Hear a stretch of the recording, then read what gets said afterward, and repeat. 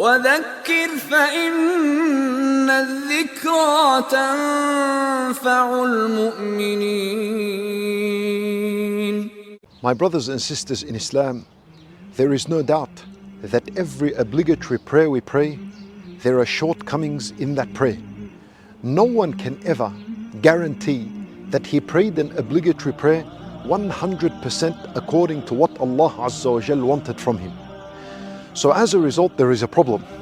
And what is the solution to this issue? How do we rectify and resolve and correct the shortcomings that take place in our obligatory prayer? And Nabi sallallahu alayhi wa sallam taught us of three things. Number one, something known as sajdat as-sahu, the sujood of forgetfulness. And that has an entire discussion in the books of al-fiqh, in the chapter of as-salat. The idea is that if you increased something in the prayer of the obligations, or you removed something from the prayer, you make up for it at the end of the prayer by doing two sujood, and that's called sajdat as-sahu, the sujood of forgetfulness. We'll speak about this later on, otherwise you can revise it in the books of al-fiqh, and that rectifies the shortcoming in the prayer. The second matter is the istighfar that we say after the prayer. And the best version of that is to say astaghfirullah wa atubu ilayh, and that is to be said 3 times immediately after the prayer. And the short version is to say astaghfirullah 3 times.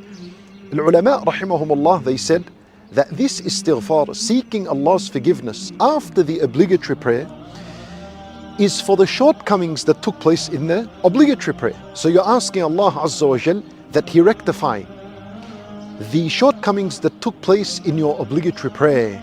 And as a result, this istighfar is working towards completing your obligatory prayer. And the final thing is salat as-sunan, especially as-sunan al-rawatib, the voluntary prayers that you pray throughout the day and throughout the night, especially the sunnah prayers that are attached to the fard, the ones that come before and after, like al-fajr, the 2 rak'at before, and al-dhuhr 2 rak'at before and 2 rak'at after, wal-maghrib 2 rak'at after, and al-dhuhr, al-isha 2 rak'at after.